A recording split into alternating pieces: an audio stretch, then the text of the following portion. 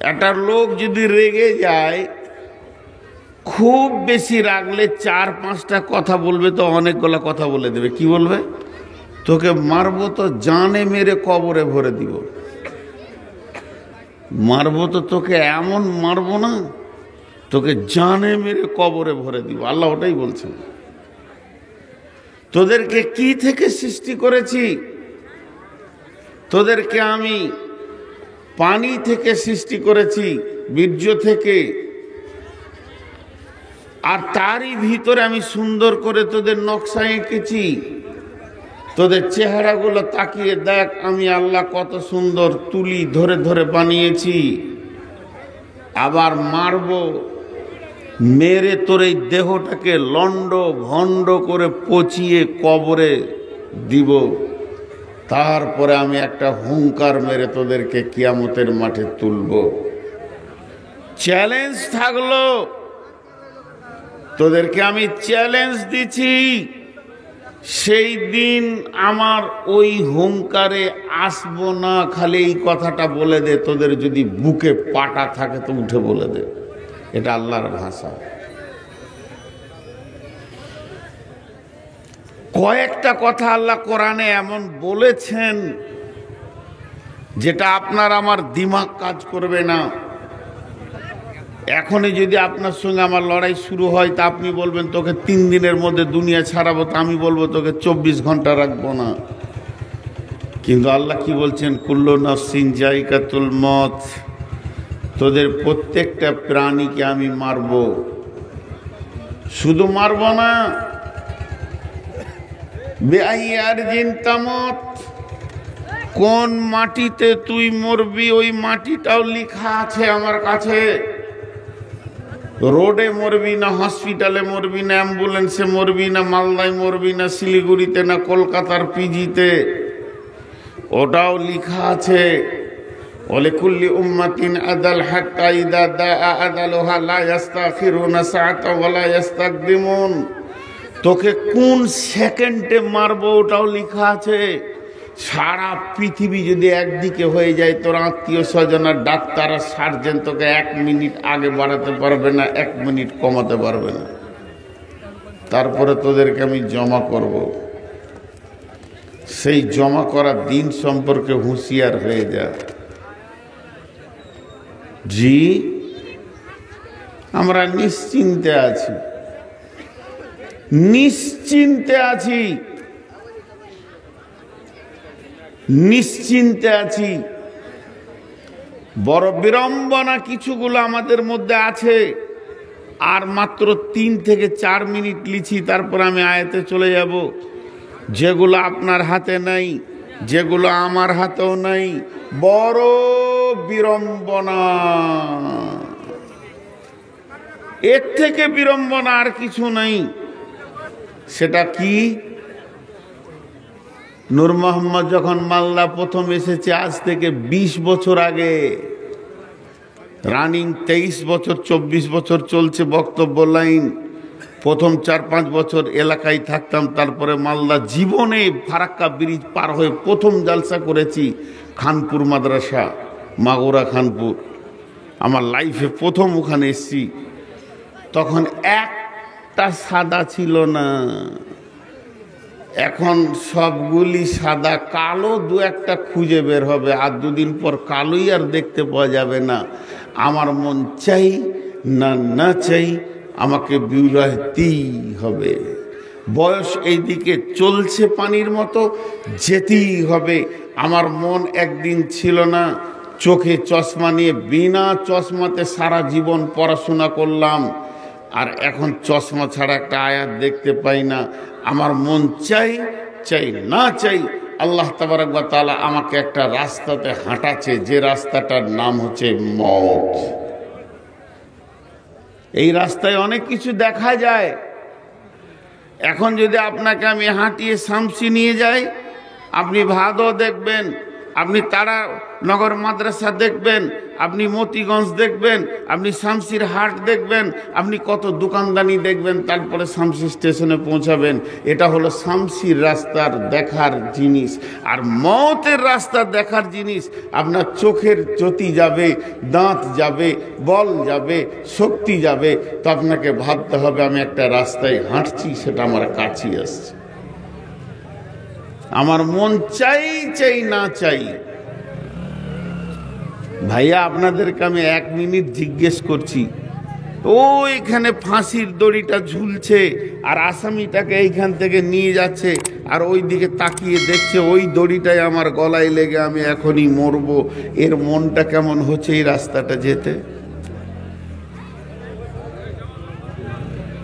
ওকে জাল গাড়ি করে নিয়ে এসেছে, জেল থেকে বের করেছে, পেছন দিকে হাত মোড়া দিয়ে বেঁধেছে, আর 8টা-10টা পুলিশে ওর হাত ধরে টেনে নিয়ে যাচ্ছে বন্দুক সাথে করে। আর ও দেখছে যে আর 200 পা হাঁটলি ওখানে গিয়ে দড়িতে গলাটা দিতে হবে, আর আমাকে ঝুলানো হবে, আমাকে মারা হবে। এই লোকটা হাঁটতে কেমন লাগছে? ওই রাস্তায় ওকে হাঁটতে কেমন লাগছে? তো আমরা তো প্রতিদিন মওতের রাস্তায় হাঁটছি, মরার রাস্তাতেই তো হাঁটছি, কিন্তু আমাদের বিড়ম্বনা কাটছে না। টেনশন নাই, টেনশন নাই, টেনশন ফ্রি ট্যাবলেট খেয়ে নিয়েছি। তাহলে শুনেন, বিসমিল্লাহির রহমানির রহিম। ওয়ান হুযাইফাতা উসাইদিল গিফারি রাদিয়াল্লাহু তাআলা আনহু قال নাহনু নাযকুরু ফাআতা নবিয়্যু সাল্লাল্লাহু আলাইহি ওয়াসাল্লাম মা তাযকুরুনা ক্বালু নাযকুরু সাআতা ইয়া রাসূলুল্লাহ فقال رسول الله صلى الله عليه وسلم إنه لن تقوم حتى تروها 10 آيات।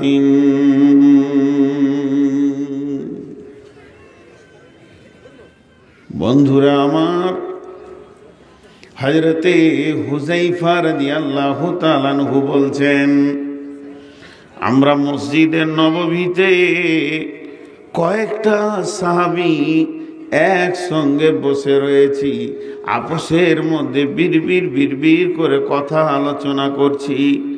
আর আমরা কথা আলোচনা করতে করতে করতে করতে আমাদের চেহারাগুলো কালো হয়ে গেছে, ঠোঁটগুলো শুকিয়ে গেছে, মনে হচ্ছে যেন ভীত সন্ত্রস্ত হয়ে গেছে। আর ভয় ভীতি হলে মানুষের চেহারাটা যেমন হয়, আমাদের চেহারাও এরকম হয়ে গেছে। আর আমরা আলোচনা করছি কোন জায়গায়? এটা কোনো মার্কেটে নয়, দোকানে নয়, বাড়িতে নয়, বটখানা নয়, বাগানে নয়, পুকুরে নয়, জায়গাটা হলো মসজিদে নববীর ভিতরে। আর এই আমাদের গোল করে বসে আলোচনা করাটা দেখে ফেলেছেন কে? যিনি দেখেছেন তিনি হলেন আখিরি পয়গম্বর নবী মুহাম্মদুর রাসূলুল্লাহ সাল্লাল্লাহু আলাইহি ওয়াসাল্লাম। আল্লাহর নবী আমাদের আলোচনা করাটা যখনই দেখে ফেলেছেন, তখন তিনি হুজরা থেকে 1 পা 2 পা করে আগিয়ে আগিয়ে আগিয়ে আসলেন। আসার পর আমাদের কাছে দাঁড়িয়ে বলছেন, মা তাযকুরুনা, ও আমার সাহাবীরা, ওরে হুযায়ফা, তোমরা এখানে বসে কিসের আলোচনা করছো? তোমাদের আলোচনার বিবৃতি কি? তোমাদের আলোচনার বিষয়বস্তুটা কি? কি বিষয়ে আলোচনা করছো বলো? হযরতে হুযায়ফা বলছেন, আমি একা বলিনি, আমরা যতজন বসেছিলাম একসঙ্গে সমসুরে রসুলকে বললাম, নাযকুরুস সাআতা ইয়া রাসূলুল্লাহ। আমাদের আলোচনার বিষয়ে কোনো দুনিয়াবি সংসার নিয়ে নয়। আমরা যে আলোচনা করতে বসেছি, আমাদের আলোচনা চক্র যে চলছে, এটা একমাত্র কিয়ামতের ভয়কে নিয়ে চলছে। কিয়ামত আমাদের মনে পড়ে গেছে, কিয়ামত বড় ভয়াবহ জায়গা। কিয়ামত কি করে পার হব, কিয়ামতে নিজেকে কি করে বাঁচাবো, এই চিন্তা নিয়ে কিয়ামতের দিনটা কি করে অতিক্রম করব, কিয়ামতের জায়গাটা কি করে পার হব। ও দয়ার নবী গো, এই কিয়ামতের ভয়াবহতা নিয়ে আমরা আপোষে আলোচনা শুরু করে দিয়েছি। কারা আলোচনা করছে? যাদের নামের শেষে আছে রাদিয়াল্লাহু আনহু। তার মানে হচ্ছে তাকে বলা হচ্ছে তোর উপরে আল্লাহ রাজি আছে। আরে হবিব, তোর উপরে আল্লাহ রাজি আছে। এই আবুল কালাম, তোমার উপর আল্লাহ রাজি আছে। এই আব্দুল সত্তার, তোমার উপর আল্লাহ রাজি আছে। আল্লাহ রাজি আছে এই শব্দ যাদের নামের পাশে লাগানো আছে, আপনার নামের পাশে নাই, আমার নামের পাশে নাই, এই সারা পৃথিবীর কারোর নামের পাশে এ কথা লিখা নাই যে আল্লাহ তোর উপরে রাজি আছে। আছে কি না আছে আল্লাহই জানে, আপনি জানি না, আমিও জানি না, আর আপনিও জানেন না। কিন্তু যে লোকটা নামের পাশে হুযায়ফা রাদিয়াল্লাহু আনহু, আবু হুরায়রা রাদিয়াল্লাহু আনহু, ওর উপর আল্লাহ রাজি আছে, এই রকম ব্যক্তিরা চিন্তা করছে কিয়ামতটা কি করে পার হবে।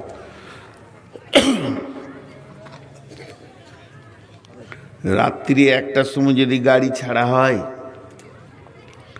আর বাহারাল হয়ে পুকুরিয়া পীরগঞ্জ হয়ে যদি গাড়ি দৌড়ে, 2টা খাতারনাক জায়গা আছে এই রুটে। আপনারা জানেন কি না?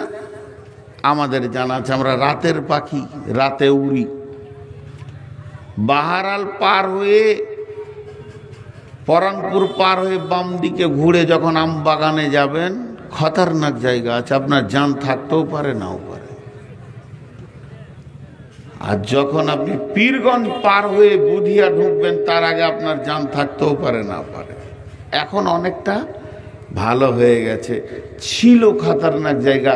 এখন যদি আপনার কাছে 10 লাখ টাকা থাকে আর বোলেরোতে যদি আপনি চড়েলেন, তা খালি মনে হবে যে ওইখানটা পার হব কি করে।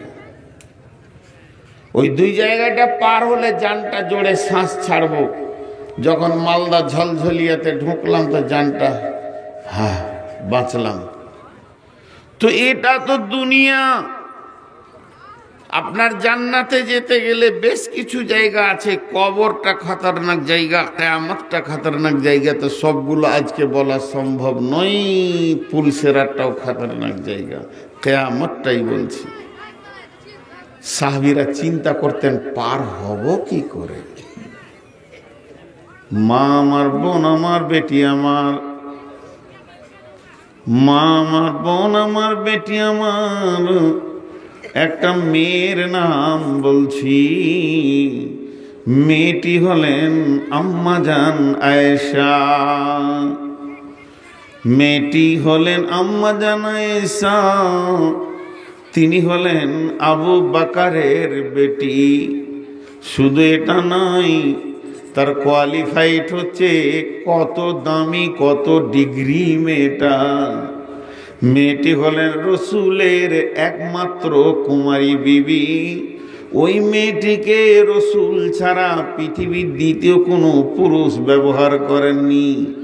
শুধু এই পর্যন্ত নয়, মেয়েটিকে সমস্ত মুহাদ্দিসের একমত, ওই মেয়েটিকে মুহাদ্দিস বলা যায়।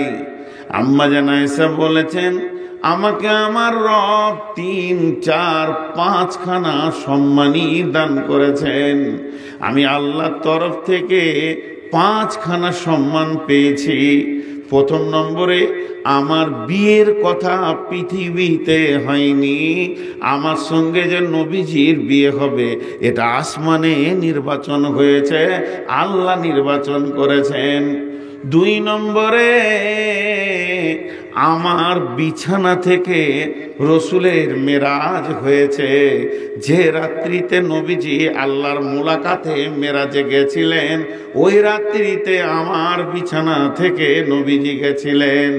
3 নম্বরে, আমার ঘরে ওহী নাজিল হয়েছে, আমার ঘরে আল্লাহর কালাম পাকের আয়াত নাজিল হয়েছে।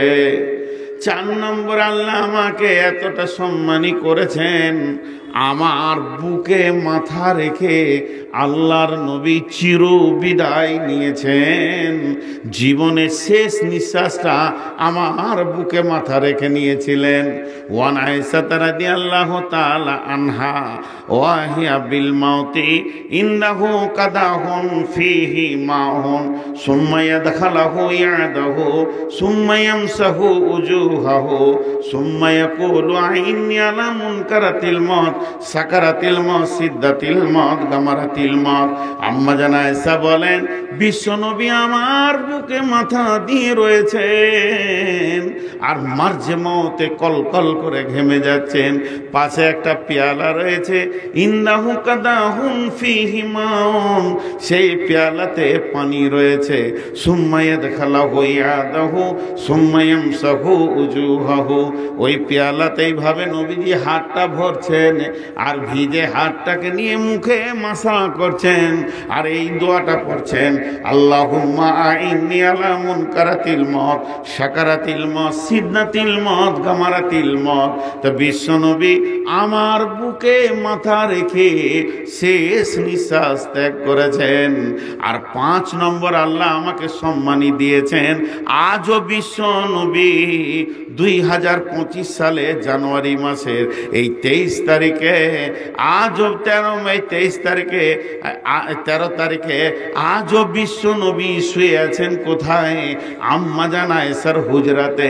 তার মানে রসুলকে যেখানে কবর দেওয়া হয়েছে, আম্মা জান আয়েশার বিছানাকে সরিয়ে ওই হুজরাতেই শুইয়ে রাখা হয়েছে। তো বিশ্বনবী কিয়ামত পর্যন্ত আম্মা জান আয়েশার বিছানায় শুয়ে রয়েছে। আমাকে আল্লাহ 5খানি সম্মানী দিয়েছেন। এই মেয়েটি কত ডিগ্রিওয়ালা, এই মেয়েটি কত কোয়ালিফাইড, এই মেয়েটি মুহাদ্দিস, এই মেয়েটি রসুলের বিবি। ওয়াহিয়া বাকাত, একদিন হঠাৎ বাচ্চা ছেলের মতো ডুকরে কেঁদে উঠলেন। আপনার এত লেটে বুঝে আসলো? ও মোবাইলওয়ালা, জানটা জ্বালিয়ে দিলেন, তখন থেকে আলোটা জেলার, আমি হাত এমনি করে আছি আর মোবাইলের লাইট নিতে পারি না ভাই, মাথা ঘুরে পড়ে যাব।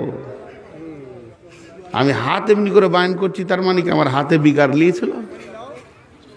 মোবাইলের লাইট জ্বালিয়েন না। মেয়েটার ডিগ্রি কত? রসুলের বিবি। মা বোনদেরকে বলছি, হে আমার খালা, ওরে আমার বেটি, আজকে যতটি মেয়ে আছেন আপনারা আমার মা, না হলে আমার বেটি। হয় আমার পেটে আপনারা হয়েছেন, নাই আপনাদের পেটে আমি হয়েছি। একবার মেয়েটার ডিগ্রি ভাবেন তো।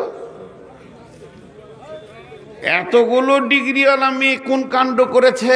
বাড়িতে বসে আছে তো হঠাৎ ডুকরে কেঁদে উঠলো, ভিবড়ে কেঁদে উঠলো। তো বিশ্বনবী বাড়িতে তখন আছেন, স্বামী আছেন, স্বামী বাড়িতে প্রেজেন্ট, স্ত্রী কাঁদবে, কোনো স্বামী চুপ থাকতে পারে না।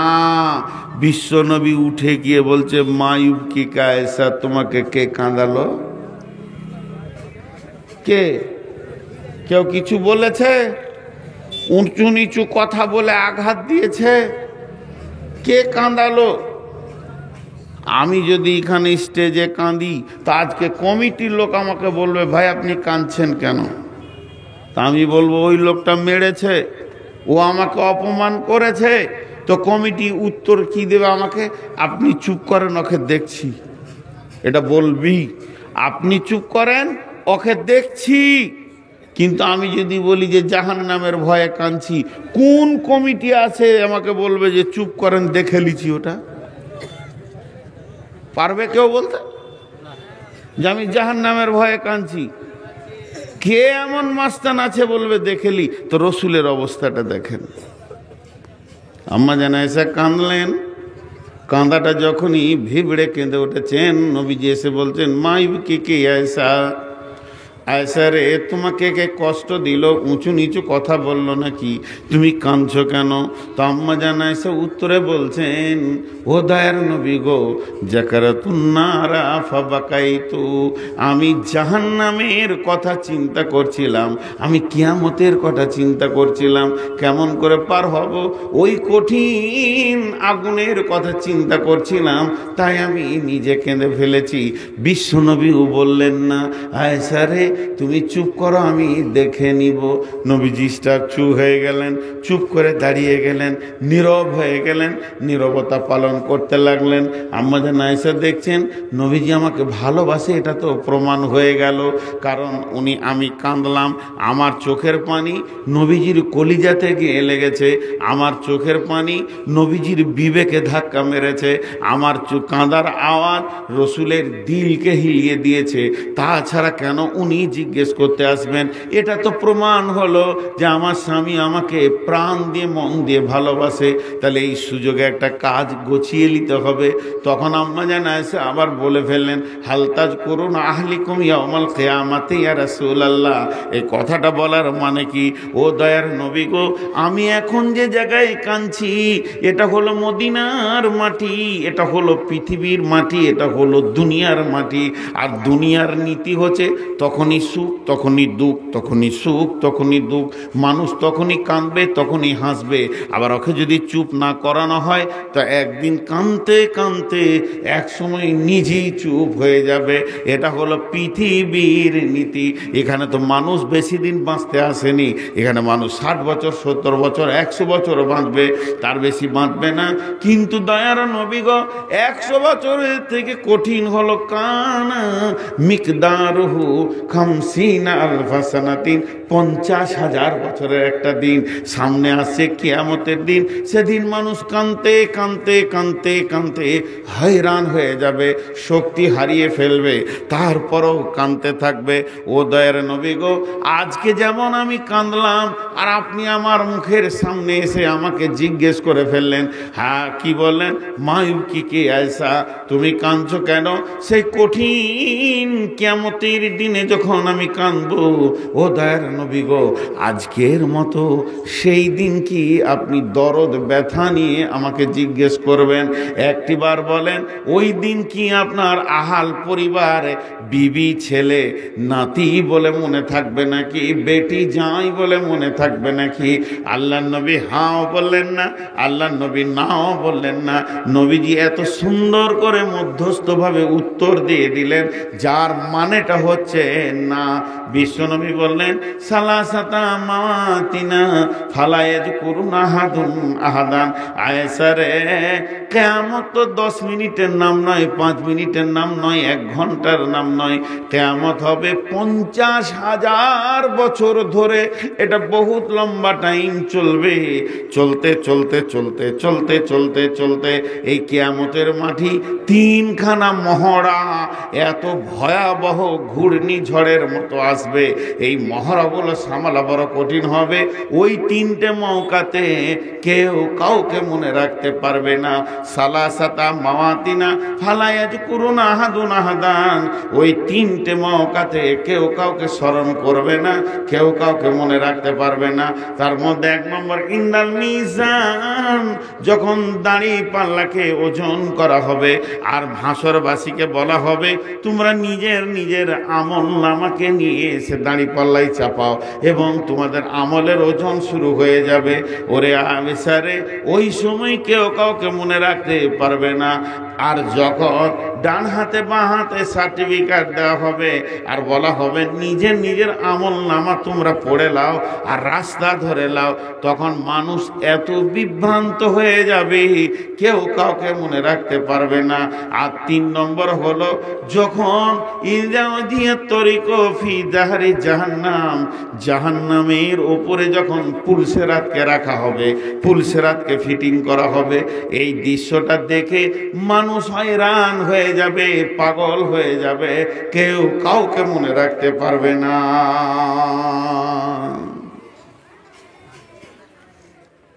আমি 5 মিনিট 7 মিনিট যে কথাই বললাম, তার সার অংশ কি পেলেন?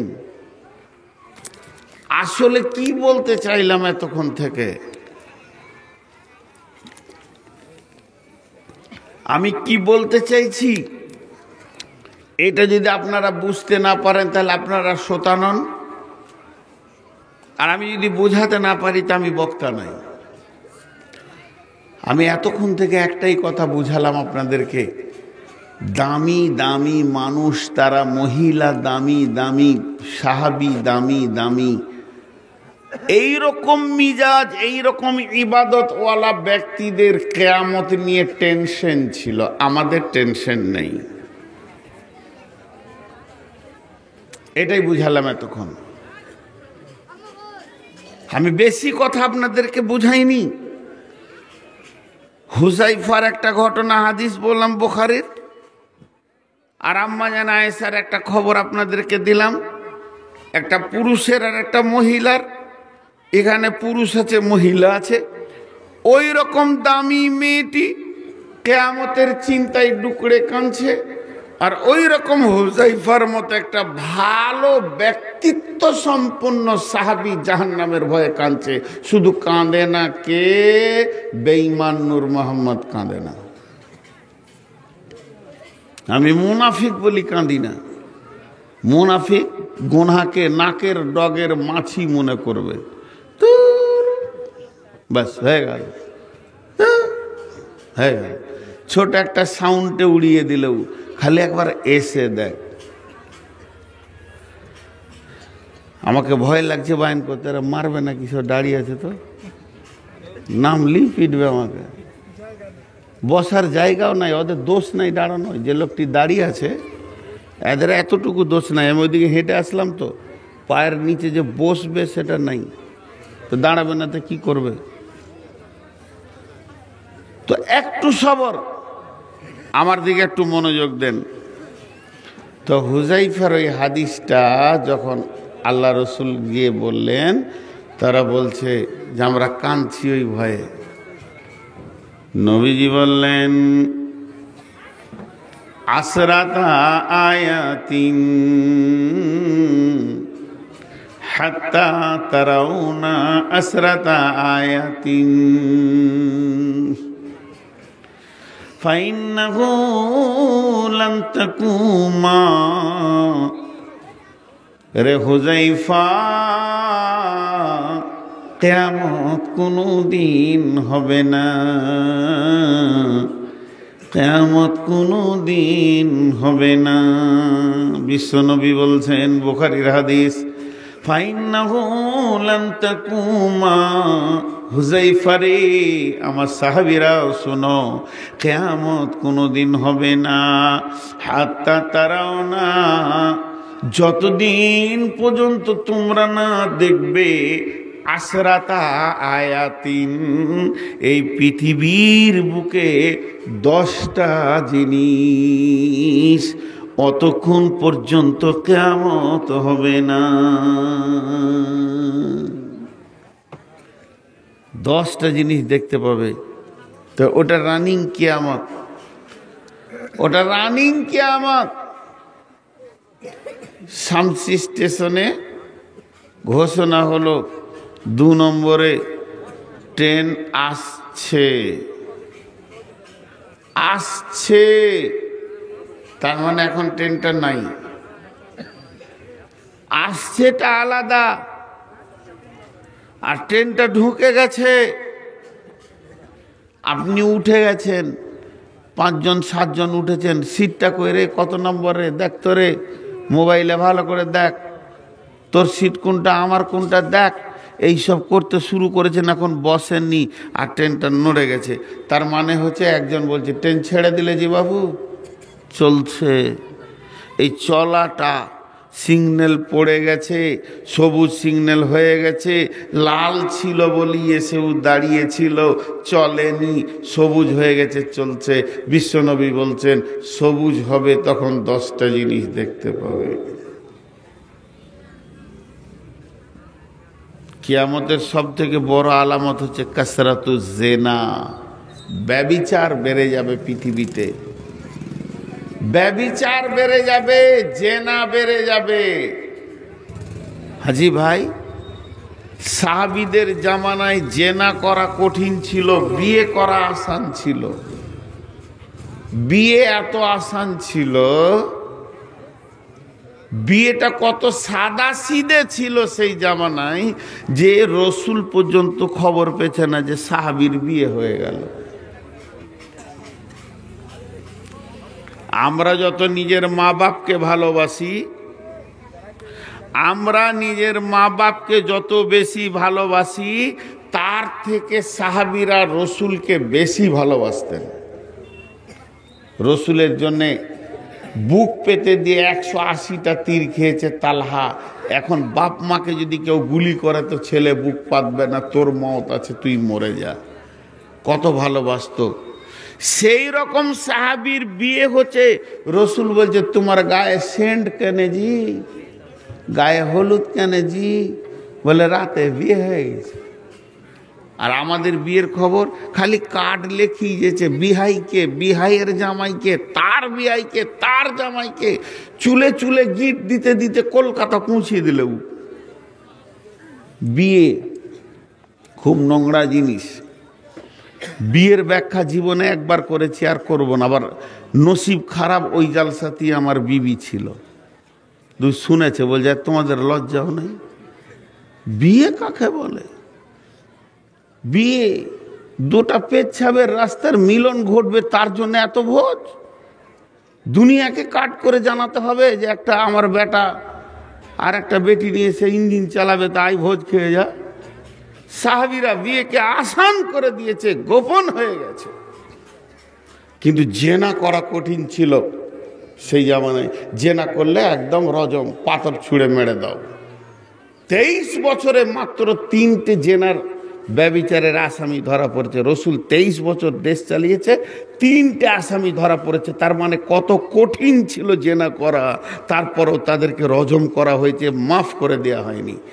এখন পাল্টিয়ে গেছে, এখন বিয়ে করা কঠিন। বিয়ে করা মানে গলায় দড়ি নেওয়া, আর ব্যভিচার করা আসান। যত পারবি চালিয়ে যা, তোর ইঞ্জিন যদি মজবুত থাকে তোকে আর ভাবতে হবে না।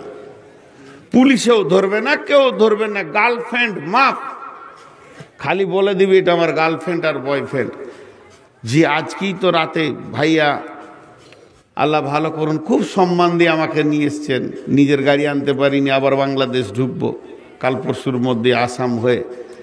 তো আতিকুর রহমান ভাইকে বললাম গাড়ি পাঠান, তো গাড়ি পাঠিয়েছে। আল্লাহ ওনার ভালো করুন, এই কমিটির ভালো করুন।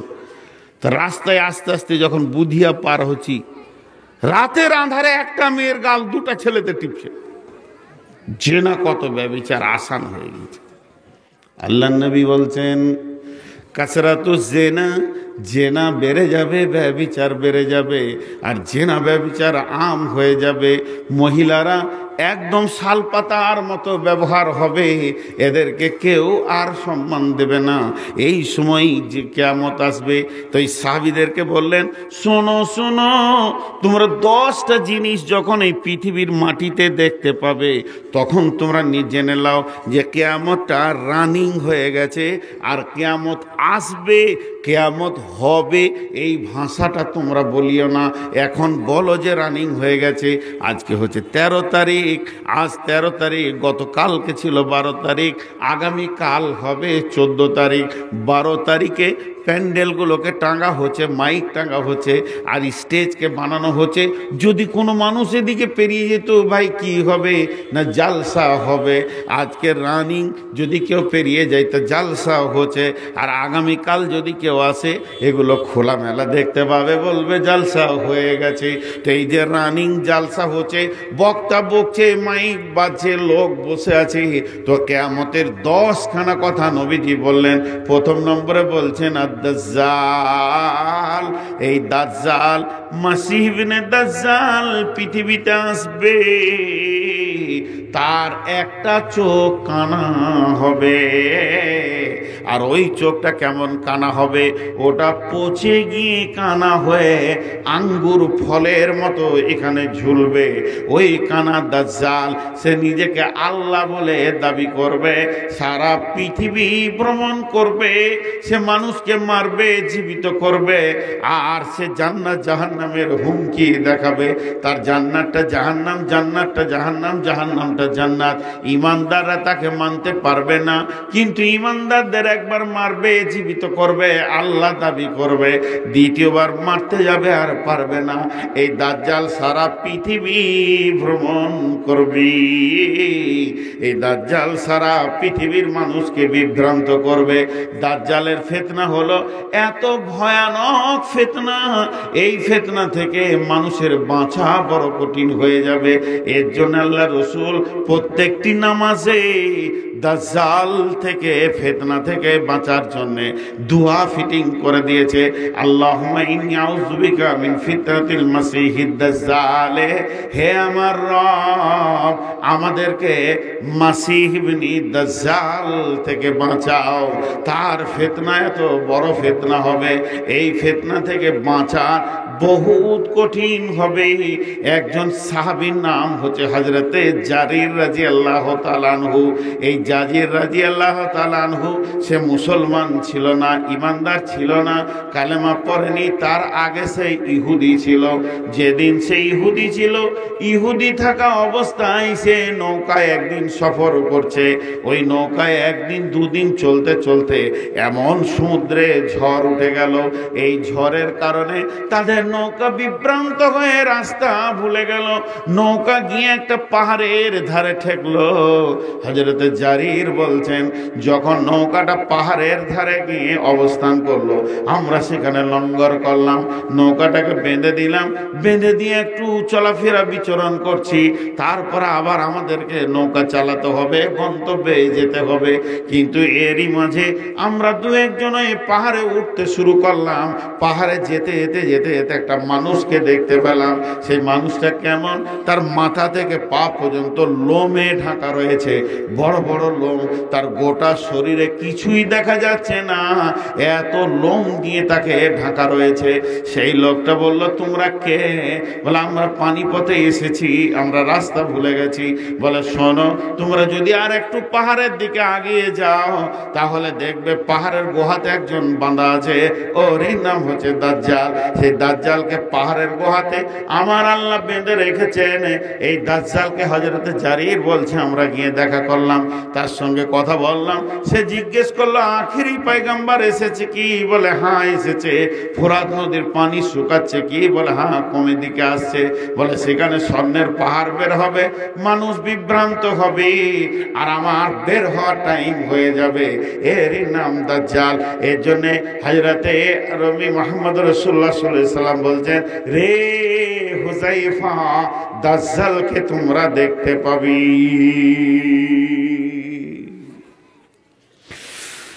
ব্যাখ্যা টেনেছে। ব্যাখ্যা বহু রকম হয়। আজ থেকে ওয়ালামু মা আরহাম, এই কোরআন একটা আয়াত আছে যে তোমরা 5টা জিনিস বলতে পারবে না, কখন বৃষ্টি হবে, কখন মওত হবে। এই যেরকম যে 5টা জিনিস আছে, তার মধ্যে একটা হচ্ছে পেটের ভিতরে কি আছে তোমরা বলতে পারবে না। মায়ের পেটে কি আছে তোমরা বলতে পারবে না। এটা আজ থেকে 50, 60, 70 বছর আগে তফসির করতেন আলেম ওলামারা। কে বলতে পারবে বেটা ছেলে আছে না বেটি ছেলে আছে? বলার ক্ষমতা নাই। 50, 60 বছর আগে বলছি। 20 বছর 30 বছর আগে মেশিন বেরিয়ে গেল, বেটা ছেলে আছে না বেটি ছেলে আছে মেশিন দিয়ে বলে দেবে। ওই আয়াতের তফসির এখন কি হবে? যে তোমরা তো বলেছো ছেলেটা জন্ম নিয়ে পুতুল হয়েও বেটা বেটি হয়েছে, তারপরে বলেছো, কিন্তু 2টা রক্ত পুরুষ আর নারীর বীর্য এক জায়গায় গেলে ওটা বেটা ছেলে হবে না বেটে ছেলে হবে তুমি বলতে পারবে না। এটা ছিল 20 বছর আগের তফসির। আজ থেকে 10 বছর 15 বছর আগে বিজ্ঞানীরা বলে দিচ্ছে যে বীর্যটাকে ধরে তার ভ্রূণটাকে ওই পোকাটা ধরে বলে দিচ্ছে বেটা ছেলে হবে না বেটি ছেলে হবে। তফসির চেঞ্জ হয়ে গেল। যেমন জামানা যাবে তেমনি কোরআন তফসির চেঞ্জ হবে। এখন বর্তমানে বলে দিচ্ছে পেটে যাওয়ার আগেই বীর্য ধরে বলে দিবে বেটা ছেলে না বেটি ছেলে। এখন তফসির হচ্ছে মায়ের পেটে যেটা আছে ওটা পাগল না সুস্থ বলে দে, পারবে না বলতে। শুধু তাই নয়, জান্নাতি না জাহান্নামী তুই বল, ওটা আল্লাহ জানে। যেমন দ্রুত বিজ্ঞান আগাবে তার তফসির সেরকম হবে। কোরআন সব দিন আপডেট, নতুন। এবার বলেন, দাজ্জাল এক চোখের কানা, সে তো আসবে, সে এসে কি করবে, কোথা কাজ করবে, তার অনুসারী থাকবে না থাকবে? এইটা হলো জালসার প্যান্ডেল। ধৈর্য ধরে শুনেন, এখানে বুঝার চেষ্টা করেন। কে করেছে প্যান্ডেলটা, কে দায়িত্ব নিয়েছে, কারা ভলেন্টিয়ার হয়েছে? মাদ্রাসাকে যারা ভালোবাসে, মাদ্রাসা কমিটি, জালসা কমিটি, গাঁয়ের ছেলেরা উদ্যোক্তা হয়েছে। এই প্যান্ডেলটা আজকে যদি তৃণমূলের হতো, একটা কংগ্রেস আর সিপিএমের ছেলে এখানে আসতো না, তৃণমূলের ছেলেরা তৈরি করতো, এটাকে গুছাতো, তাদের নেতা আসবে, নেত্রী আসবে, রাস্তায় ফুল বার ঢোল তাবলা ব্যবস্থাপনা করত। যদি এটা সিপিএমের হয় তো সিপিএম করত, যদি এটা কংগ্রেসের হয় তো কংগ্রেস করত। মানে যেমন যেমন লোক আসবে তার অনুসারীরা তার স্টেজকে পূর্ব থেকে সাজাবে। মাসি দুটা, ধ্যান দিয়ে শুনলে বুঝবেন কি না একটু ধ্যান দেন। মাসি দুটা, একটা হলো ঈসা মাসি আর একটা হলো দাজ্জাল মাসি। দুটা গোষ্ঠী আছে পৃথিবীতে, একটার নাম খ্রিস্টান আর একটার নাম ইহুদি। বন্ধুরা আমার, যে বাইতুল মুকাদ্দেসকে নিয়ে যুদ্ধ চলছে, কেন চলছে, কেন চলছে গাজাতে ফিলিস্তিনিদের সঙ্গে ইসরায়েলদের এই যুদ্ধটা চলার তার পেছনে কারণ কি? ওরা বলতে চাইছে, ফিলিস্তিনিরা বলছে এখানে এই জায়গাতে হযরত ঈসা আলাইহিস সালাম আসবে, মাসীহ ইবনে মারইয়াম হাদিসের মধ্যে আছে, ও এই জায়গাতে এসে বাইতুল মুকাদ্দাসে অবতরণ করবে। কিন্তু বন্ধুরে, জি না, ইহুদিরা বলছে না মাসীহ আসবে এখানে, আমরা মাসীকে নেব, কারণ তারা আমাদের আগমনে আসবে এবং তারা হলো এমন একটা মাসীহ, সে আমাদের পরিচালনা করবে, মাসীহ ইবনে দাজ্জাল। এই জন্য বড় বড় মুফাসসিরিনরা লিখে দিয়েছেন যে যত পৃথিবীতে ইহুদি আছে এরা দাজ্জালের দলে চলে যাবে, দাজ্জালের মিজাজে চলে যাবে। আর যত খ্রিস্টান আছে এরা হযরতে ঈসাকে পাওয়ার পরে ইসলাম ধর্ম কবুল করে নেবে। তার কারণ হচ্ছে ঈসা মাসিহ যখন পৃথিবীতে আসবে তখন নবী মুহাম্মদ সাল্লাল্লাহু আলাইহি সাল্লামের দ্বীনের উপরে চলবে, তার জন্য তারা এই দিনে চলে আসবে। তো এই দাজ্জাল যে পৃথিবীতে আসবে তার পূর্ব পরিস্থিতি জায়গাটাকে বানাবে কে? দাজ্জালের যারা অনুসারী হবে তারা বানাবে। বর্তমান যুগে লেটেস্ট তফসির হচ্ছে, কার্বোনাতে দেখতে পাবেন, ভাদতে দেখতে পাবেন, শামসিতে দেখতে পাবেন, আপনার গ্রামেও দেখতে পাবেন, বরতলায় পাবেন, পাকুড়তলায় পাবেন, রতুয়াতে পাবেন। দাজ্জালের লোক কিভাবে পাবেন, কিভাবে বুঝবেন? তার মানে হচ্ছে দাজ্জালের একটা চোখ কানা, তার মানে দুটি জগৎ আছে, একটা হলো এহ জগৎ, একটা পরজগৎ, একটা হলো এহকাল, একটা পরকাল, একটা হলো দুনিয়া, একটা হলো আখেরাত। পৃথিবীর বুকে এমন লোক আছে তাদের দুনিয়ার চোখটা খোলা আছে, আখেরাতের চোখটা তাদের কানা হয়ে গেছে। তারা কবর বুঝে না, হাসর বুঝে না, চিন্তাও করে না, কিয়ামতের চিন্তা করে না। এই লোকগুলি দাজ্জালের দলে ভুক্ত হয়ে যাবে। বর্তমান তফসিরে মুফাসসিররা বলছেন পৃথিবীতে কানা লোক অনেক পাওয়া যাবে। দাজ্জাল তো সরাসরি কানা হবে, এক চোখে দেখবে আর একটা চোখ তার ভালো থাকবে। কিন্তু পৃথিবীতে এমন এমন কিছু মানুষ আছে তাদের দুনিয়া দেখতে পাবে, দুনিয়ার আয়েশ আরামকে নিয়ে তারা পাগল হয়ে যাবে, তাদের আখেরাতের চোখটা কানা হয়ে যাবে। এরাই দাজ্জালের অনুসারী হবে। দাজ্জাল যে আসবে এদের নেতা, তার পূর্ব পরিস্থিতি এরা জায়গাকে বানাবে এবং পৃথিবীর পরিস্থিতি এমন করে দেবে যে দাজ্জাল পৃথিবীর বুকে এসে এদের সঙ্গে মোলাকাত করবে এবং ঈমানদারদের উপরে অত্যাচার শুরু হয়ে যাবে। একজন বড় ইসলামী চিন্তাবিদ বলেছেন দাজ্জাল আসবে মেডিকেল থেকে, মেডিকেল কলেজ থেকে। কেন? মানুষ তৈরি করানো এখন গবেষণা চলছে এবং সাকসেস হয়েছে। আমিনুর মোহাম্মদ যেমন দেখতে হুবহু 100টা বানিয়ে দিবে, খালি আমার একটু মাংস এখান থেকে নেবে, আমার কোষ আমার মাংস থেকে আমার মতো মানুষ তৈরি করবে। রবটে বাচ্চা দিচ্ছে এখন, রবটের ভিতরে বীর্য দিয়ে মেশিন দিয়ে বাচ্চা বের করছে। তার মানে কি এরাই মানুষ তৈরি ফ্যাক্টরি করে শেষকালে বললো আল্লাহ তুই কে হলাস, আমরা ঈশ্বর। এ হচ্ছে দাজ্জালের কারণ। নাম্বার 1 গেল 10টার মধ্যে। নাম্বার 2 দুখান। দুখান মানে হচ্ছে ধোঁয়া, দুখান মানে হচ্ছে ধোঁয়া। আগুন জ্বালালে ধোঁয়া উঠে, এটাকে আরবিতে দুখান বলে। বিশ্বনবী বলছেন এই দুখান পৃথিবীতে দেখা যাবে, এমন একটা ধোঁয়া আসবে, আসমান থেকে ধোঁয়াটা পৃথিবীতে যখন পৌঁছে যাবে, যেমন কুয়াশা হলে একটা মানুষ আর একটা মানুষকে 20 হাত দূরে দেখতে পায় না, তো এই ধোঁয়াটা এত ঘন হবে, এত ধোঁয়াটা বিরক্তিকর হবে। এই ধোঁয়াটা যখন পৃথিবীতে থাকবে, মানুষ নিজের কাছের মানুষকে চিনতে পারবে না, 1 হাত 2 হাত দূরে মানুষকে দেখতে চিনতে অসুবিধা হবে। এই ধোঁয়াটা আসমান থেকে জমিনে এসে কতদিন থাকবে? 40 দিন পর্যন্ত ধোঁয়াটা পৃথিবীর বুকে থাকবে। সারা পৃথিবী একদম আঁধার অচল হয়ে যাবে, মানুষ মানুষকে দেখতে পাবে না, চলাফেরা ওঠা বসা অসুবিধা হয়ে যাবে। বিশ্বনবী বলছেন আদ-দাজ্জাল ওয়াদ-দুখান, এই দুখান নামে ধোঁয়াটা পৃথিবীতে আসবে। ধোঁয়া তো আসবে, বড় ঝড় প্রথমে আসে না, আগে হালকা হাওয়া বয় তারপরে ঝড় আসে। এখন ধোঁয়াটা পৌঁছে গেছে। এটা কি ধোঁয়া গো? এখন ধোঁয়া পৌঁছেছে দুইটা ধোঁয়া।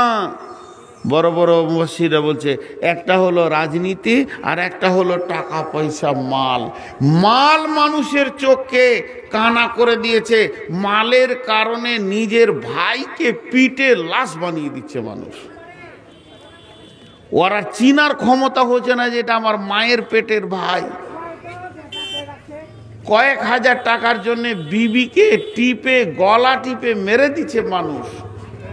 ধোঁয়া পৌঁছে গেছে, কিন্তু অরিজিনাল ধোঁয়াটা আসবে, তার আগে এটা পৌঁছে গেছে। আর দোকান 3 নম্বরে নবীজি বলছেন ওয়া দুব্বাতুল আরদি, জমিনের উপরে একটা প্রাণী হাঁটবে। বন্ধুরে প্রাণীটা কেমন হবে? তার বডিটা হবে উটের মতো, সামনে পা দুটি বাঁদরের মতো, পেছনকার পা দুটি উটের মতো, মুখটা হবে মানুষের মতো। এইটাকে দুব্বাতুল আরজ বলা হয়েছে। পৃথিবীর মাটির একটা এটা প্রাণী। এর গতি কত হবে? মুহূর্তের ভিতরে পৃথিবীটা তিলে তিলে ঘুরে চলে আসবে, এত জোর সে গতিশীল হবে। সারা দুনিয়া দুনিয়াকে ঘুরে চলে আসবে। এর ডান হাতে থাকবে মুসার লাঠি, বাম হাতে থাকবে সুলাইমানের আংটি, কিংবা ডান হাতে থাকবে সুলাইমানের আংটি, বাম হাতে থাকবে মুসার লাঠি। তাফসীরে মাজাহিরের মধ্যে লিখছে এই লোকটি, এই প্রাণীটি এত গতিশীল হবে, এখনই দেখবে ভারতে, তখনই দেখবে আমেরিকায়, সেকেন্ডে জিনের মতো সারা দুনিয়া ঘুরবে। দুব্বাতুল আরজ বলে একটা প্রাণী পৃথিবীতে আসবে।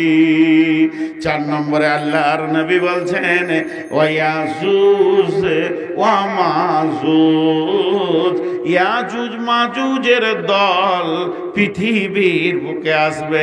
ইয়াজুজ মাজুজেরা কোথায় আছে? সারা পৃথিবীর পূর্বে উত্তর কোণে, জাপান বর্ডার পার হয়ে তাদেরকে পাওয়া যাবে।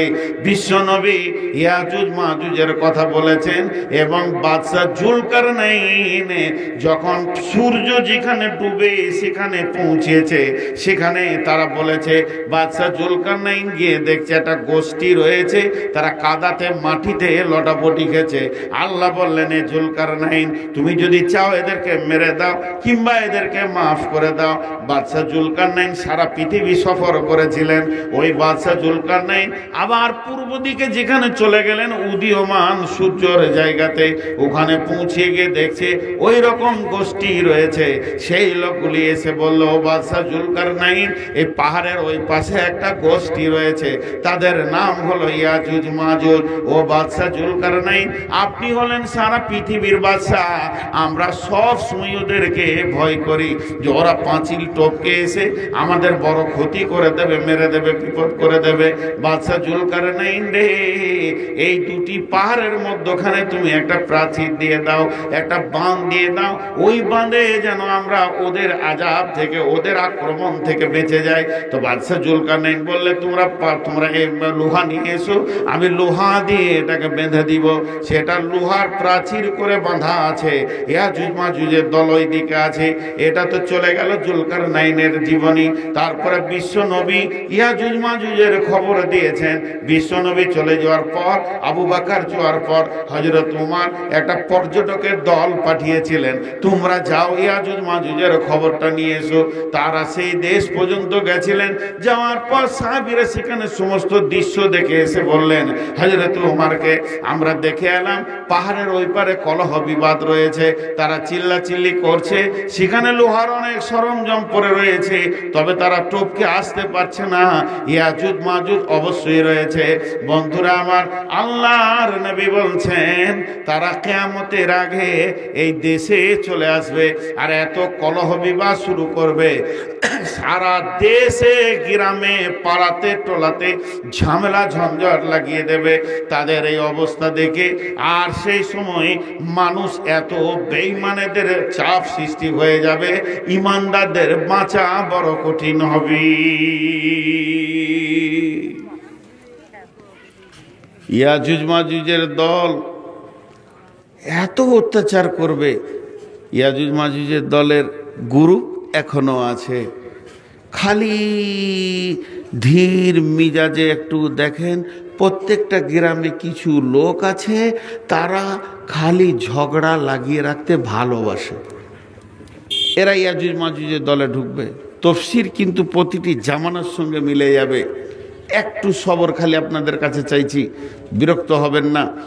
তো ওই ইয়াজুজ মাজুজের দল এসে কলহ বিবাদ করবে, তখন এরা এদের দলে ভর্তি হবে।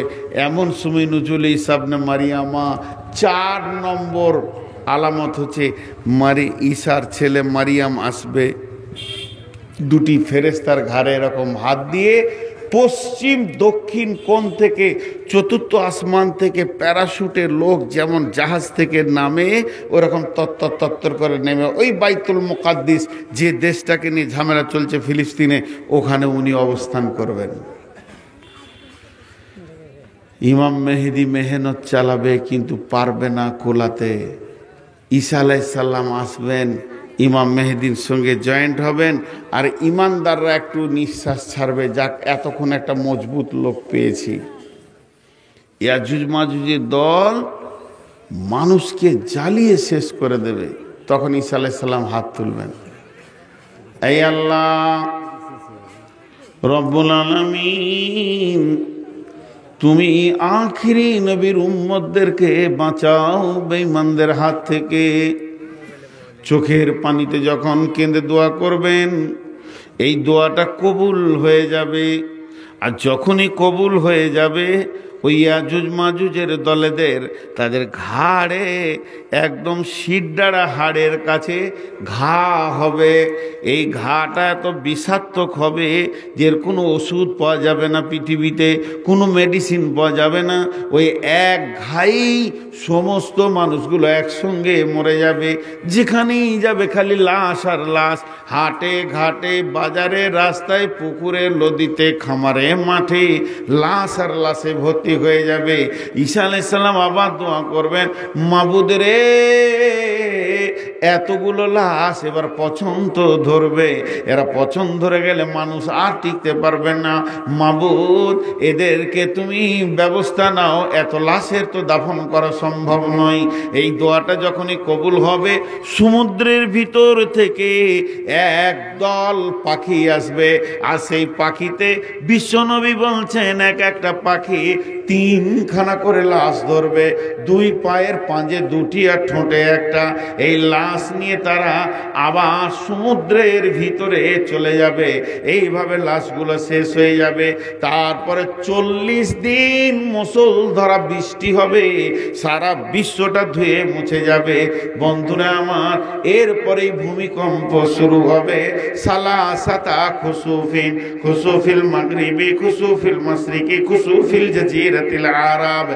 একটা ভূমিকম্প পূর্ব দিক থেকে পশ্চিম দিকে চলে যাবে, আর একটা পশ্চিম দিক থেকে ভূমিকম্প পূর্ব দিকে চলে যাবে, আর একটা আরব সমুদ্র উপকূল দ্বীপ থেকে ভূমিকম্প শুরু হবে। আর এই 3টে ভূমিকম্প যখনই শুরু হয়ে যাবে, তখন বন্ধুরে, অতাখরিজুন নারা বিল ঈমান ওয়া তাদরিসুন নাসা ইলাল মাহশার তুলুইস শামসি মিনাল মাগরিবিহা। সেদিন পশ্চিম দিকে সূর্য উঠে যাবে, তওবার দরজা বন্ধ হয়ে যাবে, আর এই মাটি ফেটে একটা আগুন বের হবে। কেউ বলছে ডান দিক থেকে, কেউ বলছে ইমান প্রদেশ থেকে। এই আগুনটা যখনই বের হবে, আগুনটা 2 ভাগে বিভক্ত হয়ে সারা পৃথিবীটাকে ঘিরে নেবে। এবার আগুনের প্রাচীর হয়ে গেল। আগুন আস্তে আস্তে আস্তে ছোট হবে, সমস্ত মানুষগুলিকে হাঁকিয়ে ডাকিয়ে নিয়ে গিয়ে হাসরের ময়দানে দাঁড় করিয়ে দেবে। আল্লাহর নবী বলেন, হুযায়ফা রে, যতদিন এই 10টা জিনিস না তুমি দেখেছো, ভাবিও না এর নাম কিয়ামত। তবে কিয়ামত কাছিয়ে গেছে, এটা তোমরা বুঝতে পারবে। কিছু এমন আমল আছে যেগুলো দেখলে তোমরা বুঝে নেবে কিয়ামত কাছিয়ে গেছে।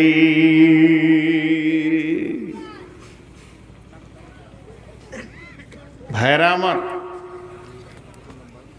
আজকে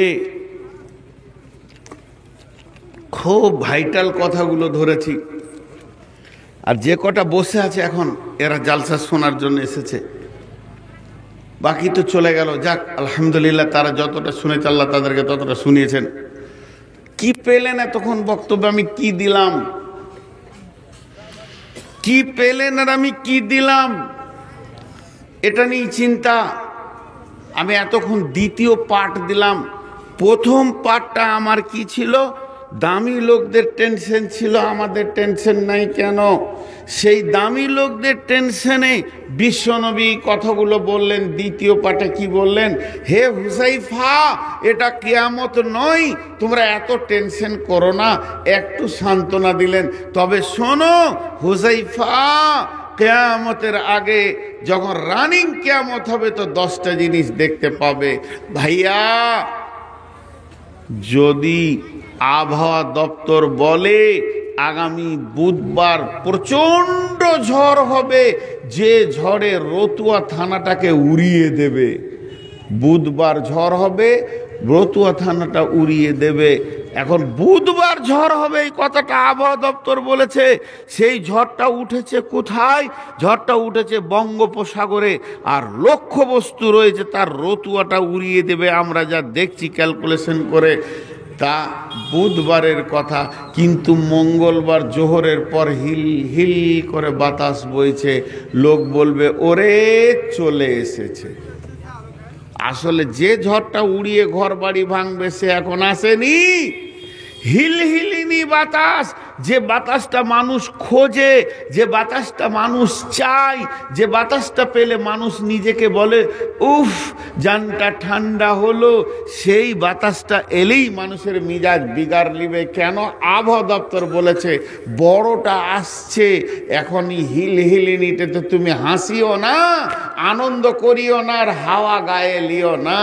তোমার বড়টা পেছনে আছে, তোমার বাড়ির বুনিয়াদকে তুলে 300 ফুট দূরে ফেলবে, এই খবর আছে। তেমনি কিয়ামত বড় আছে, এখন হিলহিলিনি বাতাস শুরু হয়ে গেছে আমাদের ভিতরে। আমাদের ভিতরে হিলহিলিনি বাতাস শুরু হয়ে গেছে, হাসার বিষয় নাই। সেটা কি? ওয়া নবী হুরায়রা রাদিয়াল্লাহু তাআলা আনহু قال رسول الله صلى الله عليه وسلم إذا اتخذ الفيء بالا والأمانة مغنما والزكاة مغرما تعلم لغير الدين آتى الرسول امرته أكا أمه أدنى صديقه أكسى أباه جاهرت الأصوات في المساجد ساد القبيلة فاسقهم جعم القوم أرذلهم وأكرم الرجل مخافة سره وجاهرت الكائنة والمعاذف وسربت الخمور لباس الحرير لانا هذه الأمة أولها। যে হাদিসটা আপনাদের সামনে পড়লাম 3-4 ঘন্টায় আর ব্যাখ্যা করে শেষ করা যাবে না ভাই, চলে যেন না, সবরের সাথে লেন, সবরের সাথে। হযরত আবু হুরায়রা বলছেন আল্লাহর নবী বলেছেন কিয়ামত কত দূরে আছে তুমি কি করে বুঝবে? সেই ঘূর্ণিঝড়টা কত দূরে আছে তুমি কি করে বুঝবে? যখন তুমি দেখবে সনসন সনসন করে বাতাস বইছে, তখন তুমি বাড়ি ঘর ছেড়ে পালিয়ে যাও, জান বাঁচানোর জন্য পালিয়ে যাও, কারণ ঝড় তো উঠবি, তার নিশানা লেগে গেছে। আল্লাহর নবী বলছেন যখন তুমি পৃথিবীর বুকে 15টা জিনিস দেখতে পাবে, তো জেনে নাও কিয়ামত আর বেশি দূরে নাই, বাড়ির কান্ঠাতে এসে দাঁড়িয়ে আছি, আর বেশি দূরে নাই, চলে এসে তোমার সবকে ধ্বংস করে ছাড়বে।